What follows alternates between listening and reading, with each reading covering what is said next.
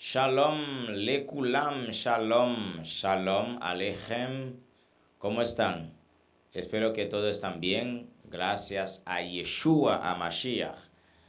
Es un inmenso placer para poder estar nuevamente en este medio para poder seguir con la enseñanza sobre el Código Real, mal traducido Nuevo Testamento. Ha sido un placer, soy Roy Franz L.Doisin, con el mismo placer, el mismo honor de estar con ustedes. Espero que todos están bien de su parte, donde quiera que esté. Que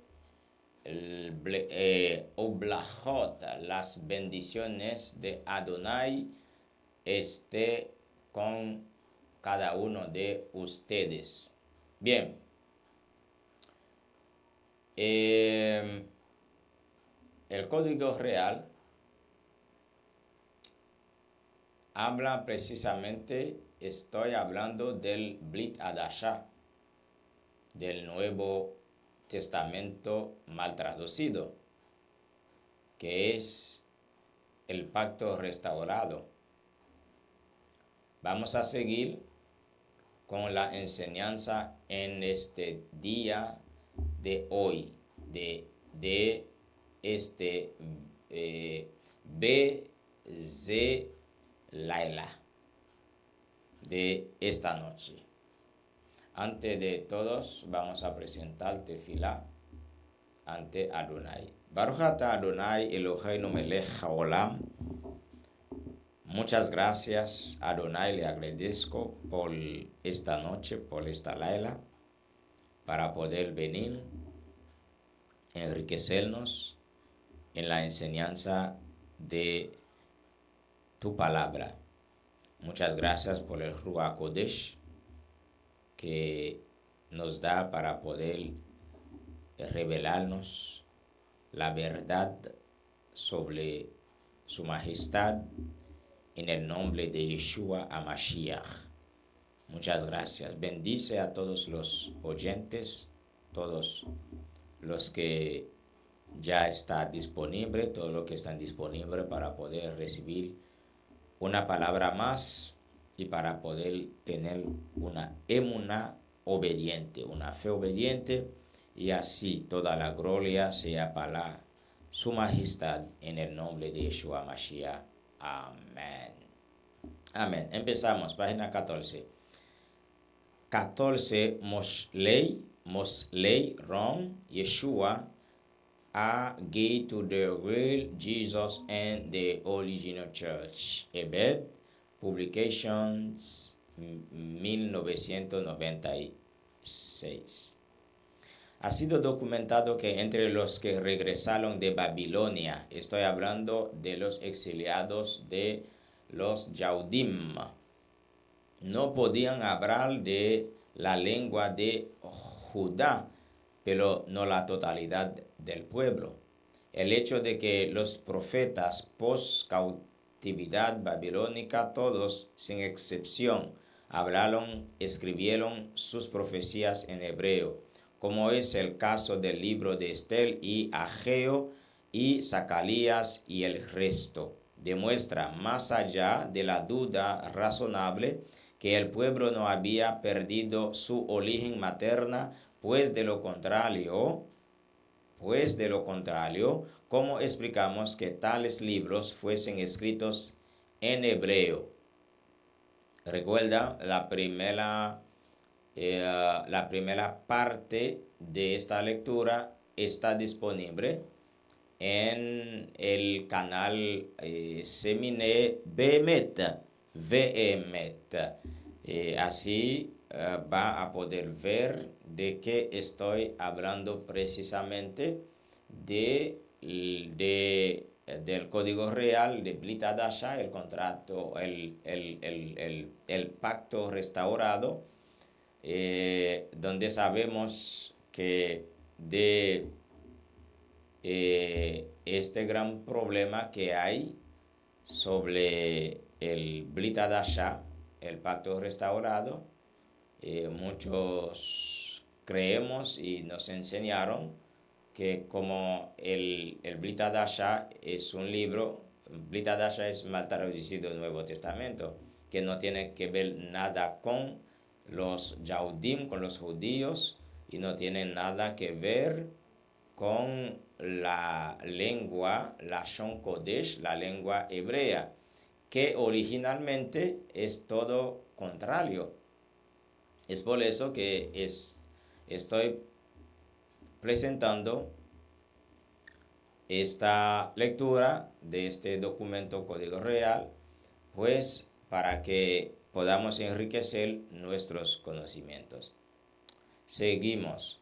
Otros han afirmado que la presencia del dominio helenista en la cuenca del Mediterráneo sustituyó el hebreo por el griego como la lengua franca de la zona, incluyendo a Israel. Sin embargo, la historia judía demuestra que lo contrario fue el caso y que si bien hubo judíos que fueron asimilados por el helenismo, una realidad consistente y relevante de la población se opuso y luchó con todas sus fuerzas hasta que finalmente los macabeos echaron de Israel todo vestigio griego.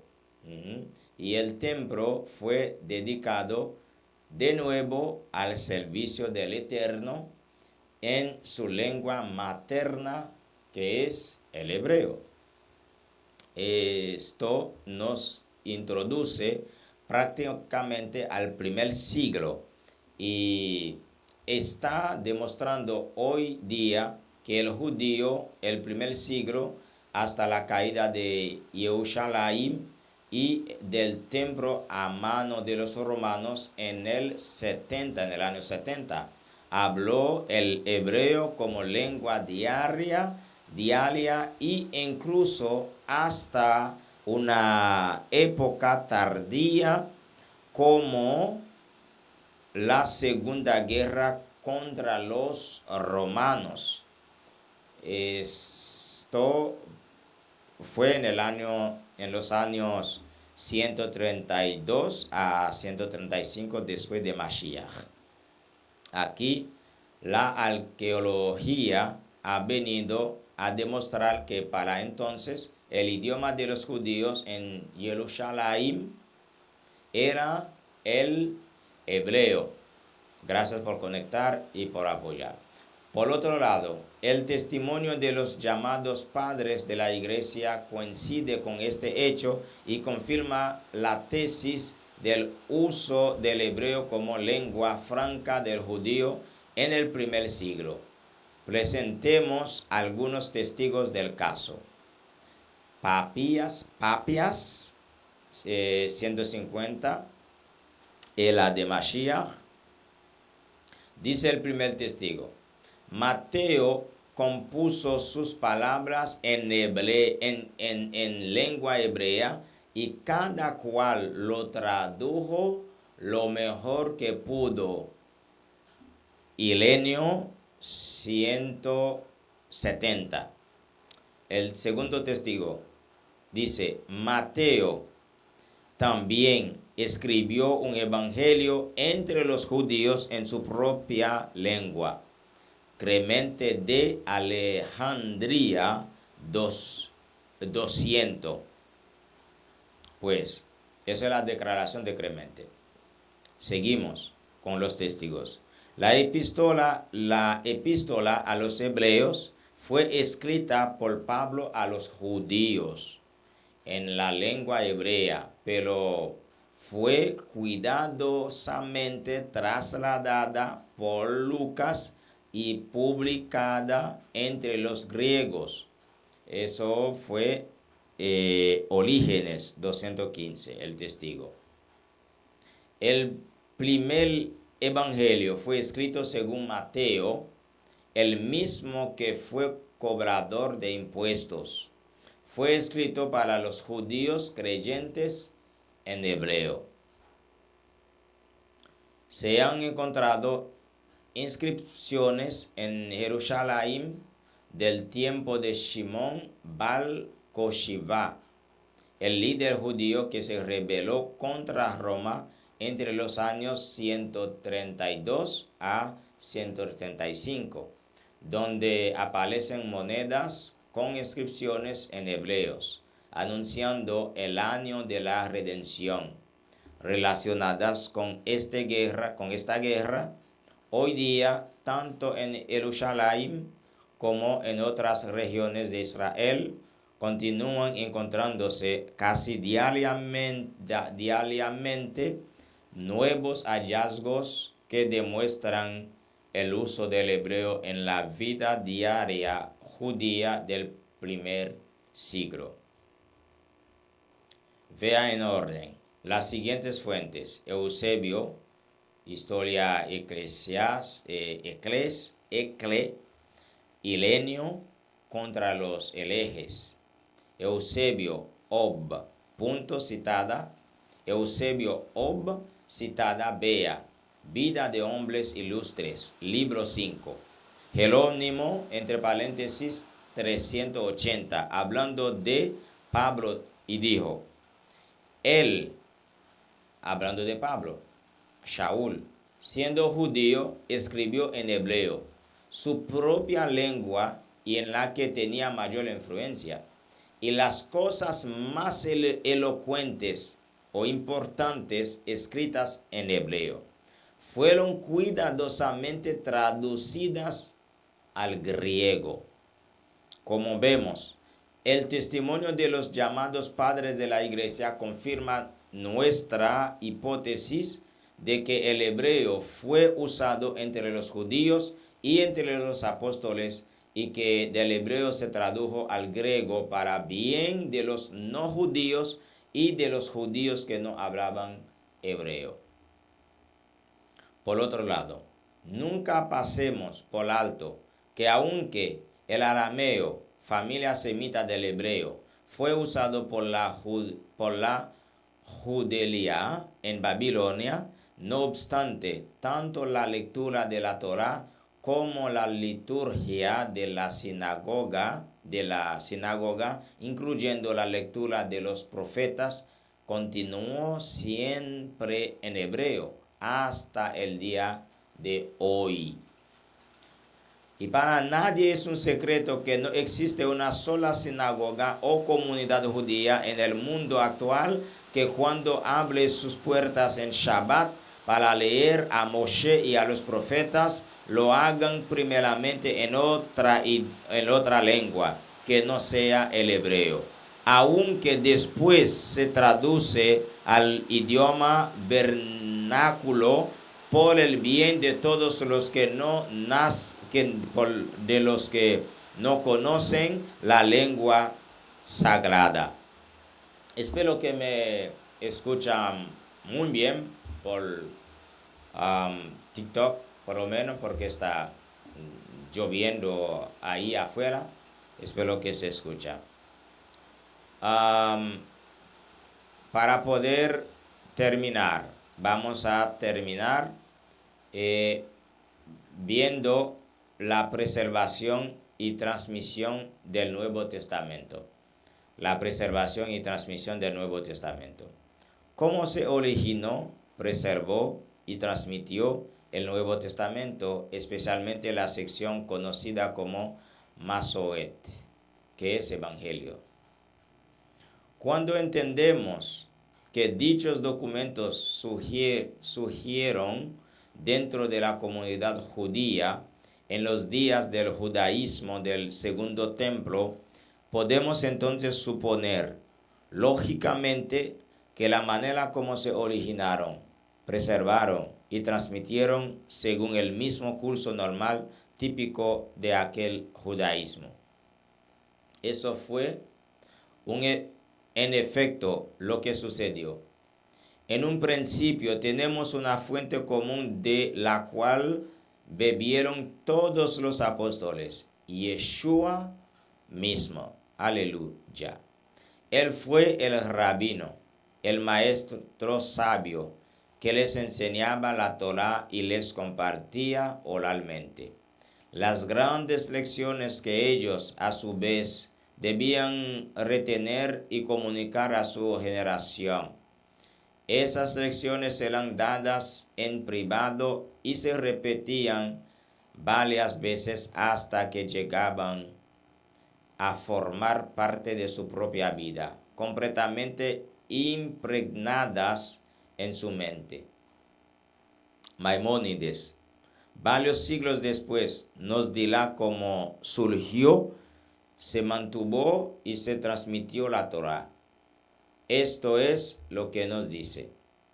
Moshe se instalaba en su tienda, entraba primero Aarón,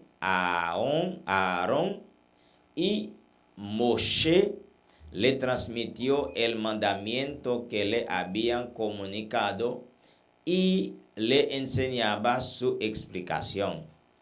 Aarón se levantaba y se colocaba a la derecha de Moshe, y entraban sus hijos Eleazar e Itamar. ¿O quién es Moshe? Mal traducido Moisés. Decía lo que había informado a Aarón. Luego los hijos se levantaban y se colocaban uno a la izquierda de Moshe y el otro a la derecha de Aarón. Enseguida entraban los 70 ancianos y Moshe les enseñaba como había enseñado. Recordando que estamos dando lectura en el libro Código Real en la página 15. Explicando o enseñándonos la historia de Brit Hadashah o el pacto restaurado que conocemos tradicionalmente como Nuevo Testamento. Seguimos. Maimónides, prólogo al Talmud, tratado Beklajot. Aarón, a sus hijos, luego venía el conjunto del pueblo y todos los que querían pedir algo al Eterno, y Moshe les exponía al mandamiento y ellos escuchaban todo lo que les decía. Por consiguiente, Aarón oía cada mandamiento 4 veces y sus hijos 3 veces, los ancianos 2 veces y el resto del pueblo 1 vez. Seguimos leyendo. Entonces se levantaba Moshe y Aarón repetía y explicaba ante todos los presentes el mandamiento que había escuchado 4 veces en los labios de Moshe. Entonces se levantaba Aarón y sus hijos Eleazar y llamar que ya habían oído el mandamiento 4 veces, 3 veces de boca de Moshe y 1 vez por boca de Aarón. Se lo enseñaba de nuevo a los presentes y se levantaban.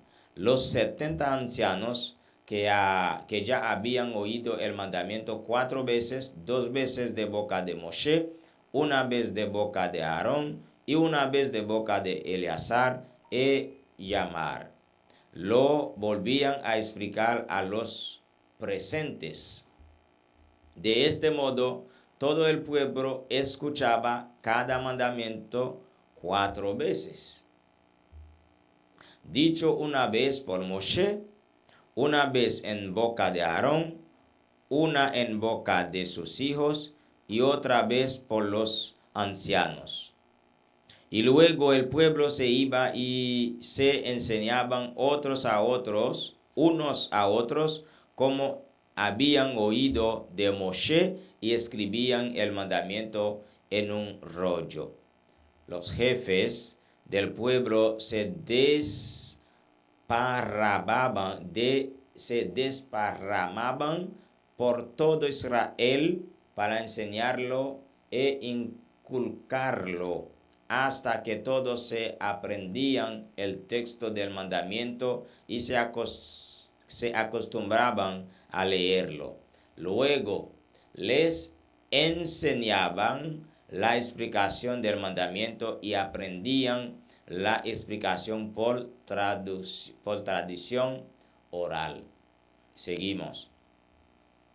De lo visto anteriormente, deducimos que la función principal del rabino en cuanto a la transmisión de la enseñanza se refiere fue asegurarse que sus talmidim pudieran recordar y reproducir con exactitud oralmente sus enseñanzas. Los talmidim entonces venían a ser libros vivientes capaces de repetir sin equivocarse las enseñanzas de su maestro.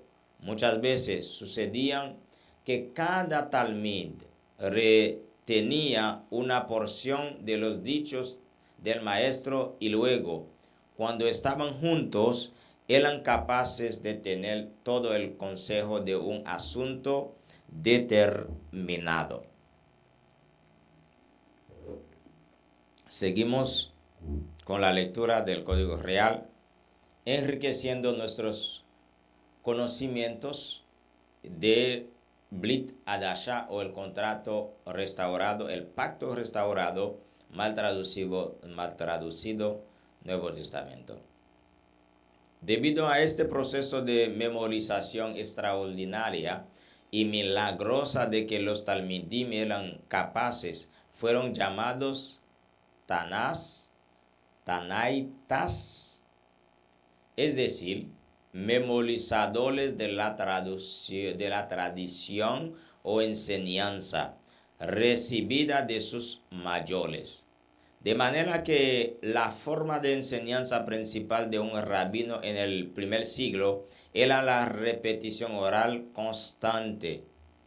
Esto exigía dos cosas centrales: brevedad y sustancia de la enseñanza.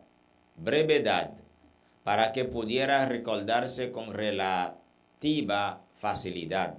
Sustancia, porque se memorizaba lo esencial, lo fundamental. El Talmud, por ejemplo, cuenta de un gentil que se presentó delante del rabino Hillel y le dijo: enséñame toda la Torá mientras pueda permanecer de pie en una de mis piernas. Hillel le respondió: no hagas con los demás lo que no quieras que los demás te hagan. El resto es solo comentario. Ve y aprenderlo. Aquí un vivo ejemplo. Y he aquí un vivo ejemplo de brevedad y sustancia. El caso es muy similar a Yeshua y sus Shaliachim. Cuando le preguntaron a Yeshua cuál era el más importante mandamiento de todos, respondió con brevedad y sustancia. Y concluye diciendo: de esos dos mandamientos cuelga toda la Torá. De la misma manera, Rabino Shaul dirá después: toda la Torá en una sola sentencia se resume: ama a tu prójimo como a ti mismo. ¿Ve? No es lo que nos enseña en las tradiciones, en las religiones, de que todos los mandamientos, de los 10 mandamientos, fueron clavados en la cruz con Yeshua HaMashiach, sino está hablando ahí de la brevedad y sustancia, una forma de memorización, una forma que podamos captar los mandamientos más importantes. Ahí cuelga todos los mandamientos. Primero, amar a Adonai como a ti mismo. El segundo, ama a tu prójimo como a ti mismo. Ahí cuelga todo. Todos, absolutamente todos. Esto es lo que explica por qué mientras más atrás retrocedemos en el tiempo, más cortas son las expresiones que encontramos en el Código Real, Brit Hadasha. Y mientras más nos alejamos del primer siglo, más elaborados son los manuscritos que hemos conseguido. ¿Cuál es la explicación? El origen semítico de dichos documentos. Solamente después que se daba la enseñanza condensadamente en forma concentrada, se procedía luego a su explicación detallada de forma oral. Bastaba una palabra clave, usada como técnica de memorización, para que el resto del texto bíblico o de la enseñanza oral que lo explicaba se sobreentendiera tanto por el que repetía como por el que escuchaba. Esto significa que antes de la existencia escrita de los Masoret o evangelios, su contenido fue conocido por los creyentes y era pasado oralmente de discípulos a discípulo. En otras palabras, no porque no existieran en forma escrita, significa que los seguidores de Yeshua no tenían conocimiento de esa historia. Todo lo contrario es el caso. La conocían muy bien. Hoy día, con la información que tenemos, no hay duda alguna que la manera de enseñar la Torá en el judaísmo del primer siglo obedecía a una técnica rabínica altamente conocida y extendida por todo Israel. Instrucción del rabino, memorización de la enseñanza y repetición oral a los nuevos talmidim. La escritura de esas enseñanzas no formaba parte todavía de la preservación y comunicación, en este caso, de los dichos y enseñanzas de Yeshua. Yeshua es lo que nos dan por Jesús, que viene del griego Jesús. Es Yeshua, su verdadero nombre en hebreo. Talmid, cuando hablamos de Talmid, estoy hablando de discípulo. Talmidim es discípulos en plural. Pues los rabinos del primer siglo o los maestros de la Torah del primer siglo seguían este principio. ¿Qué principio? Lo que se había dado originalmente en forma oral no se transmitía por escrito, se pasaba oralmente.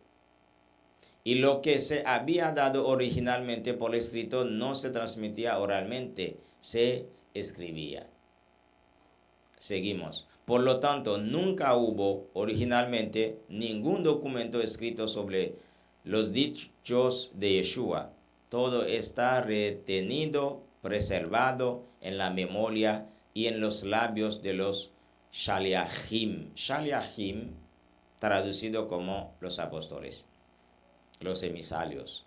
Y solamente uno que hubiese tenido acceso a esas instrucciones orales del maestro y podía ser contado como apóstol. Yeshua acostumbraba a decir: lo que digo en secreto, proclamadlo desde las azoteas. Y minutos antes de su retiro afirmó, enseñándoles a guardar todas las cosas que os he dicho. Pablo dirá a uno de sus más aventajados talmidim: lo que has oído de mí, esto encarga a hombres fieles que sean capaces de enseñar también a otros. Observa la expresión, lo que has oído de mí, lo cual indica lo que venimos diciendo, que la transmisión de las enseñanzas de Yeshua y de sus Shaliachim existieron a la forma escrita que hoy tenemos y se transmitieron oralmente de judío a judío, pues los gentiles, al menos en los primeros 10 años del movimiento, no formaron parte todavía de la comunidad. Y cuando recordamos que todos esos judíos que tenían en sus labios los dichos y enseñanzas de Yeshua, lo hacían en hebreo. Entonces, es fácil comprender por qué al principio la preservación, contenido y transmisión fueron en hebreo, especialmente entre los talmidim que vivían en la tierra de Israel, donde el hebreo era la lengua materna. Olvidar lo que se había dado de boca a boca se consideraba una gran pérdida, comparable a la pérdida del alma misma. Por lo tanto, había que repetir y repetir con paciencia hasta dominar todo lo que se había instruido. La enseñanza es paciencia. Mis hermanos, el rabí dirá: con vuestra paciencia ganaréis vuestras almas, es decir, podréis recordar todas las cosas que él había enseñado, a fin de que esta enseñanza no se perdiera. Un profeta podía invocar la asistencia divina para mantener fresco en la memoria lo que se había recibido. El rabí dirá luego que la presencia divina, la Ruach HaKodesh, lo que nos traduce como Espíritu Santo, os recordará todas las cosas que os he enseñado. Esto era fundamental, especialmente para los jueces que tenían que ser asistidos por la Ruach divina en el ejercicio de sus funciones. Algo importante hay que destacar. No es como algunos líderes ignorantes dicen por ahí: no necesito educarme de la Torah, no necesito conocer, no necesito recibir conocimiento de la Torah. Al orar, el Espíritu de verdad me va a decir todo lo que tengo que decir. No, recordar. La Ruach HaKodesh nos recuerda. Hasta este momento, la preservación de los dichos de Yeshua se guardaba y transmitía en rollos vivientes. Y de acuerdo al nivel del estudiante, así era la profundidad y extensión que se daba de la enseñanza. En otras palabras, había niveles de memorización y transmisión. Alguien que comenzaba recibía lo básico y luego, oralmente, por medio de la repetición, se incrementaba el volumen y contenido de las enseñanzas. El Talmud nos dirá luego: primero, un hombre debe aprender lo básico y luego penetrar en las profundidades de lo que ha aprendido. Esto es lo que explica la orden del Mashiach, introduciéndolos en el conocimiento del Padre, y luego del Hijo, y luego de la presencia divina. En otras palabras, los destinatarios de esta misión no tienen conocimiento ni del Padre, ni del Mashiach, ni de la Ruach HaKodesh. Por tanto, será vuestra responsabilidad instruirles acerca de Hashem, Adonai, de su Mashiach y de cómo relacionarse con el Espíritu de Santidad, a fin de ayudar en el proceso de la memorización. Los tanaitas usaban técnicas especiales de asociación que ayudaban a refrescar la memoria y traer las imágenes claves que permitían luego recordar el resto de las enseñanzas. Esto es evidente también en las propias escrituras, con el uso de los acrósticos, teniendo en cuenta el orden del alfabeto, como es el caso, por ejemplo, Salmos 119 y de Proverbios 30, por citar dos testigos.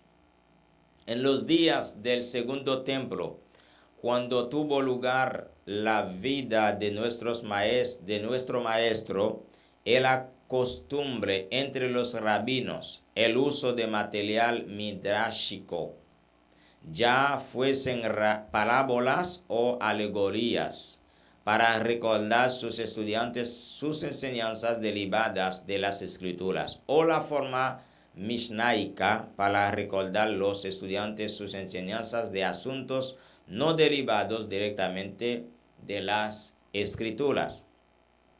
Vamos a concluir con esto. Vea Shabbat 63a, Matityahu 28:19.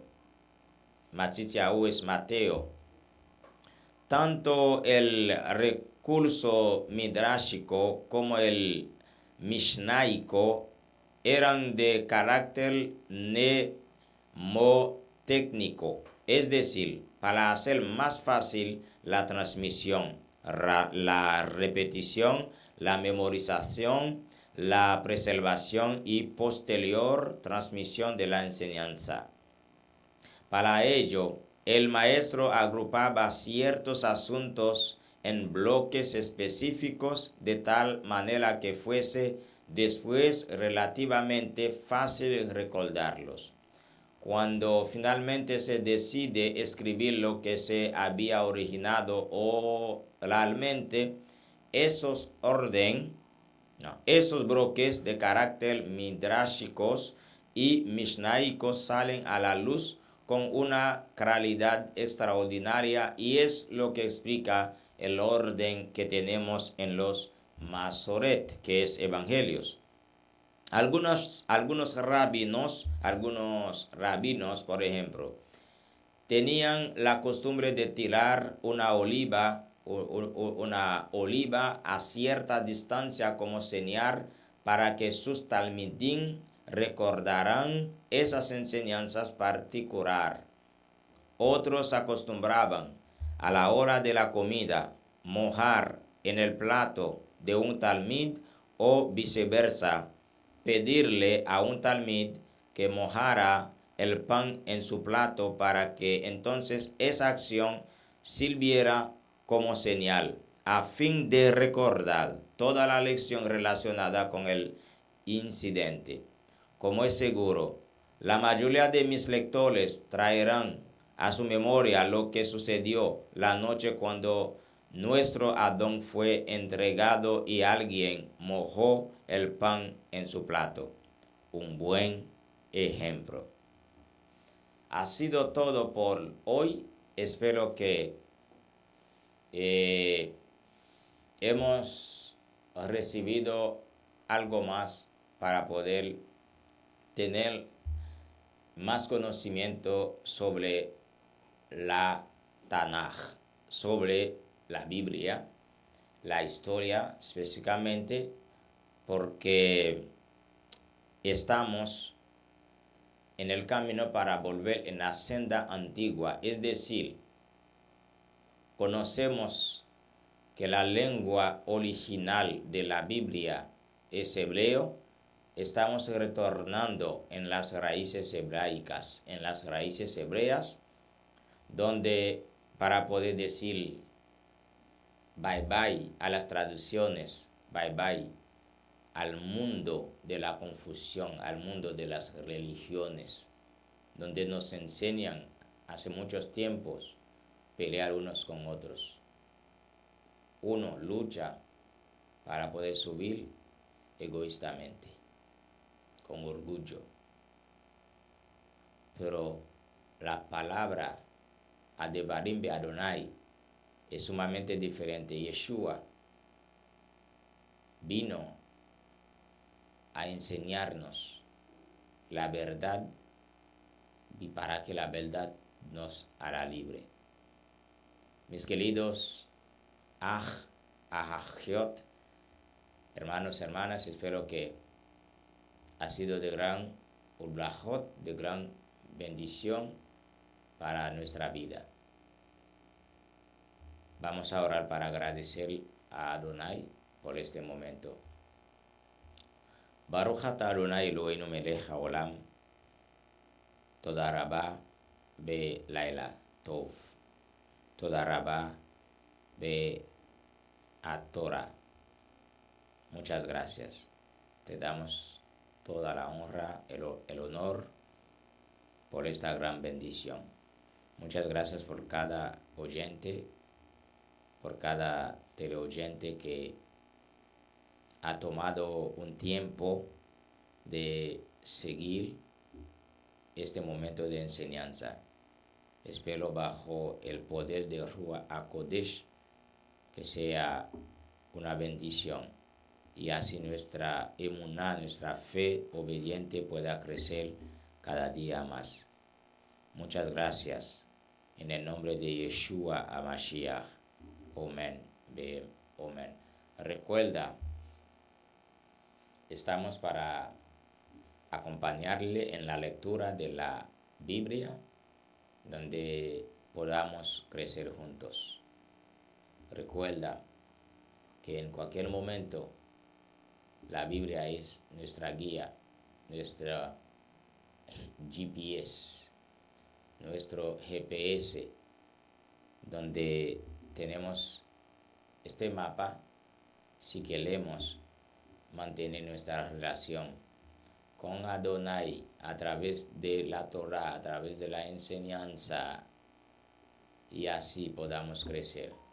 No según los hombres, no según las traducciones, no es según las religiones, sino según la voluntad de Adonai a través de su Adebarim, su palabra, su Dabar, la Torah, la Tanaj, Brit Hadasha, código real.